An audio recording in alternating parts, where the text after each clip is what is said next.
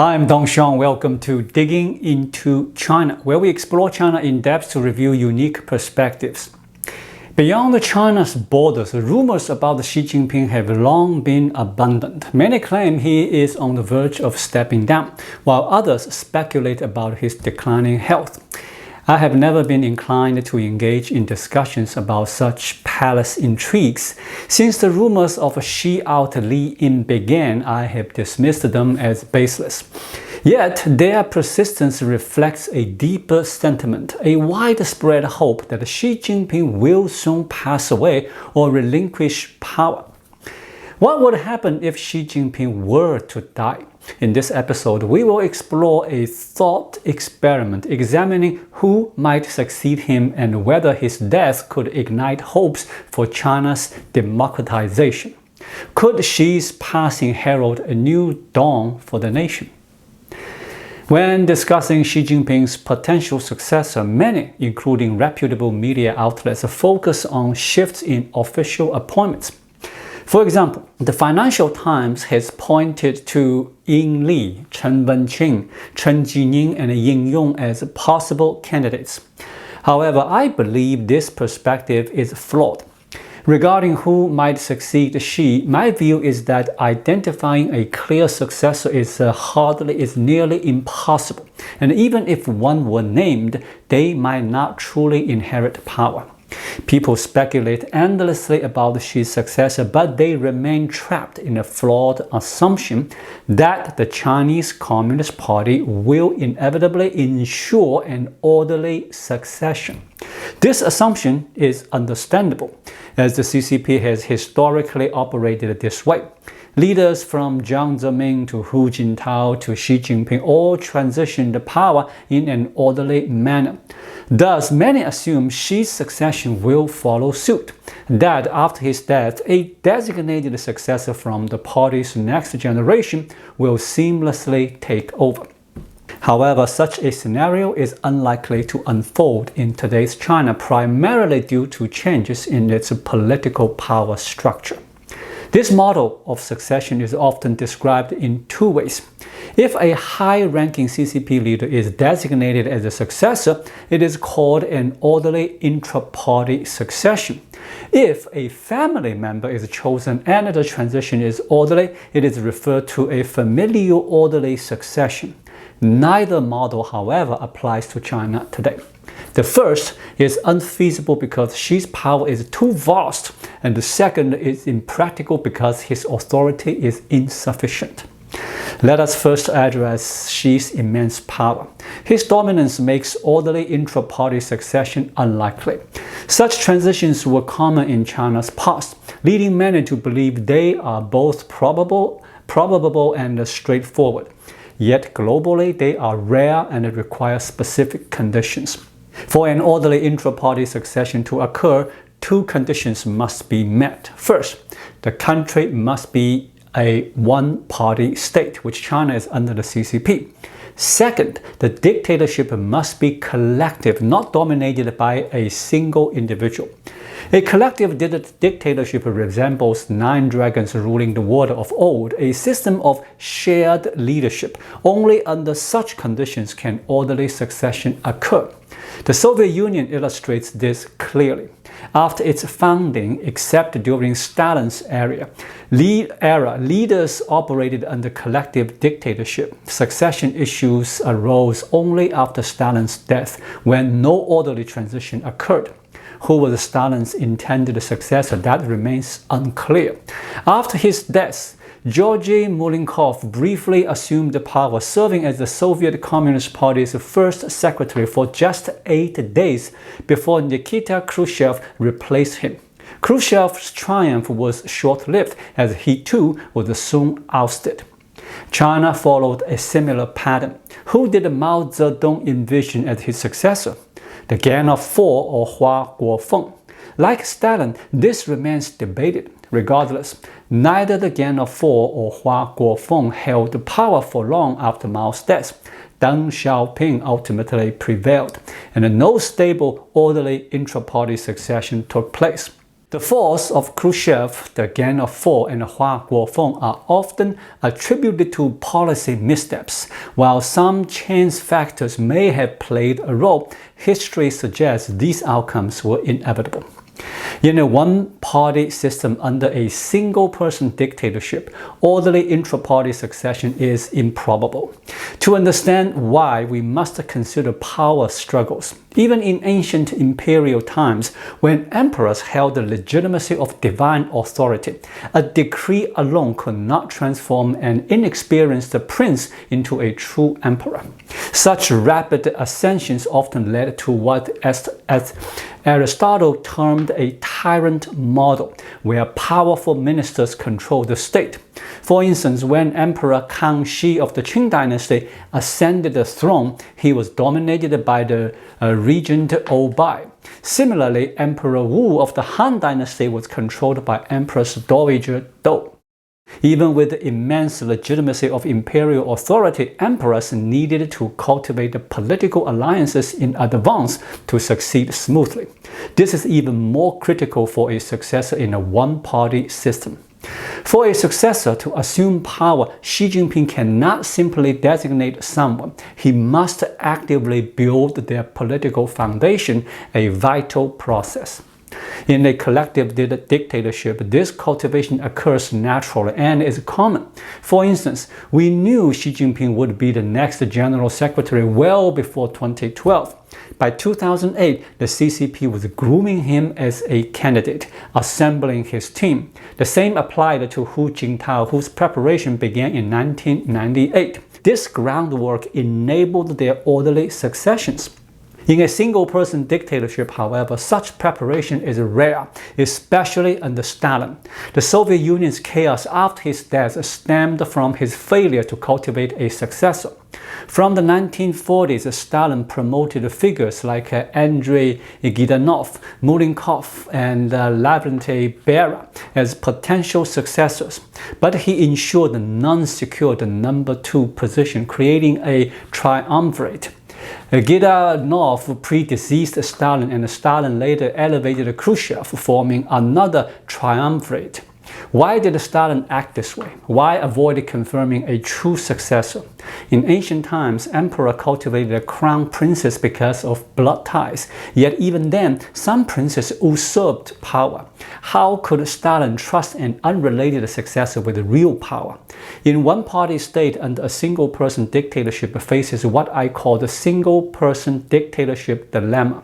The dictator hesitates to cultivate a successor, fearing rebellion if they gain too much power. Yet, without sufficient power, the successor lacks the political foundation to take over after the dictator's death, leading to a chaotic elite power struggle. Balancing this dilemma is extraordinarily difficult. Stalin cared little for posterity, content to wield power in life and indifferent to the chaos that followed. In his final years, he obsessively balanced the power, and after his death, his wish was fulfilled. The triumvirate clashed, sparking a power struggle. Mulenkov and Khrushchev ousted Beria, who was secretly executed. Khrushchev then turned on Mulenkov, exiling him. Though Khrushchev won initially, he was soon ousted by Leonid Brezhnev and others, who confined him to house arrest. This era in the Soviet Union was defined by chaotic succession. Orderly transitions were non-existent. In a collective dictatorship, this issue is absent. During Jiang Zemin's era, the party allowed Hu Jintao to build strength. During Hu's era, Xi Jinping did the same. They faced no threat of premature power grabs as terms were set at 10 years. In a collective dictatorship, neither Jiang or Hu could block their successors' rise. Allowing successors to build strength is the prerequisite for orderly transitions in a dictatorship. dictatorial party. Since Xi Jinping embraced personal dictatorship, this prerequisite has vanished. Xi is trapped in the single-person dictatorship dilemma. He cannot appoint a crown prince as it would threaten his rule. Without one orderly succession is impossible. Xi's choice mirrors Stalin's: avoid being overthrown in life and let chaos reign after death. This no crown prince model is not unique to China. In Russia, also a one-party, single-person dictatorship, Vladimir Putin's successor remains unclear. Names like Dmitry Medvedev, Sergei Shoigu, and Nikol Patrushev have surfaced, but they keep changing. This flux is deliberate, reflecting a no number two leadership model, where guessing the successor is futile. Even if a favored successor emerges without the prior power cultivation, they are no different from others. After the dictator's death, a chaotic power struggle ensues. The CCP currently follows this no number two model. There is a potential solution, but it requires greater personal authority than Xi possesses: familial succession. Here, familial includes not just children, but a spouse, siblings, and other relatives. This approach resolves the dictator's dilemma by reverting to an imperial-style system, using blood ties to overcome distrust. North Korea's Kim family exemplifies familial succession, enabling stable transitions in a one-party, single-person dictatorship. Cuba, another CCP ally, follows suit. Fidel Castro's successor was his brother Raul Castro, a case of sibling succession. In China, this is challenging.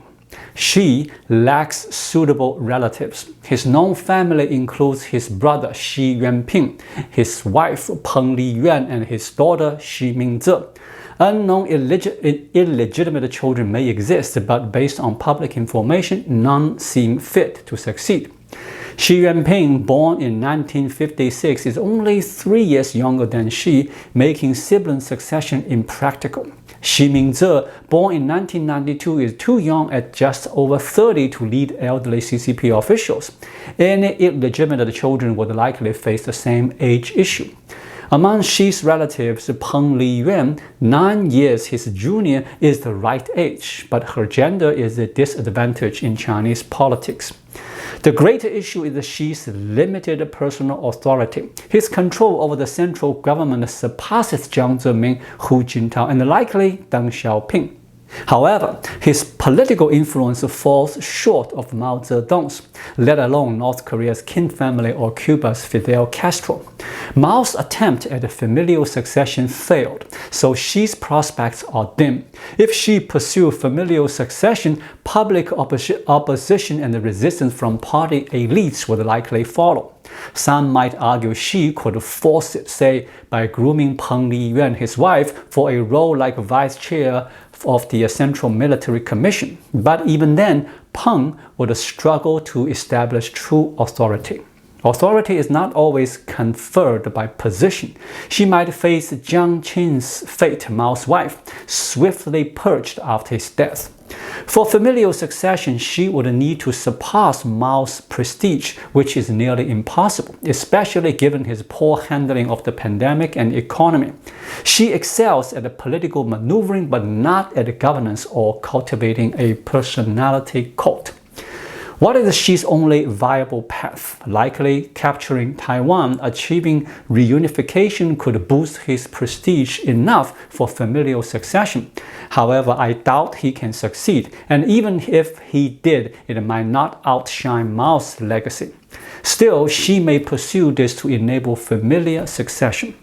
China is thus in an awkward predicament. By embracing personal dictatorship, Xi's immense power prevents him from choosing a non-relative successor, fearing they would seize power. Even if he selects someone within the party, he grants them no real authority, rendering them incapable of true succession. Such a person would be vulnerable, like Lin Biao, who might face a plane crash. This makes orderly intra-party succession unlikely. For familial succession with a trusted relative, she lacks the necessary authority. If Xi Jinping dies, China's succession will likely be a brutal power struggle among factions. Yet, this chaos presents an opportunity for the people. Xi's death could be a catalyst for change. Hoping it brings reform is not misguided, as every dictatorship's path to democracy involves internal elite fractures. The Soviet Union's collapse stemmed partly from economic woes, but also from the deaths of 3 general secretaries. In 1982, Brezhnev died, and Yuri Andropov succeeded him, only to die within 2 years. Konstantin Chernenko followed, but it lasted just over 1 year. Then came Mikhail Gorbachev. These rapid deaths disrupted the Soviet power structure, creating an opening for change, a democratic opportunity. This opportunity requires action, such as protests, whose impact is magnified during turmoil. The People's United Front value rises. Currently, ordinary Chinese lack such value. Xi's stable regime needs no public support and ignores their sentiments. With protests facing unified elite suppression, only foreigners in China leveraged for propaganda hold united front value. In times of political upheaval, public support becomes vital, sometimes more than military power. Protests can become the opposition's weapon. In power struggles, one faction claims Xi's legitimacy while another seeks to seize power. The former continues Xi's policies while the latter attacks them to undermine their rival's legitimacy. This opposition is not groundless. After Mao's death, Deng Xiaoping's reforms countered Hua Guofeng's adherence to Mao's cult. Was it ideological? Not entirely. Hua's legitimacy came from Mao's note, "With you in charge, I'm at ease." Tied to Mao, Hua had to uphold his policies. To defeat Hua, Deng opposed Mao's line advocating reform. Khrushchev similarly denounced Stalin to bolster his legitimacy, as it did not stem directly from Stalin. During regime turmoil, opponents attack predecessors to gain legitimacy. Attacking Xi would involve embracing democracy and free markets, which, with public support, could defeat rivals. The 1989 Tiananmen protests carried this logic, though they failed. Even in the worst case, a military leader seizing power, the People's United Front value could rise. South Korea's Chun Doo-hwan illustrates this. After Park Chung-hee's sudden death, a one-party single-person dictator, there was no designated successor.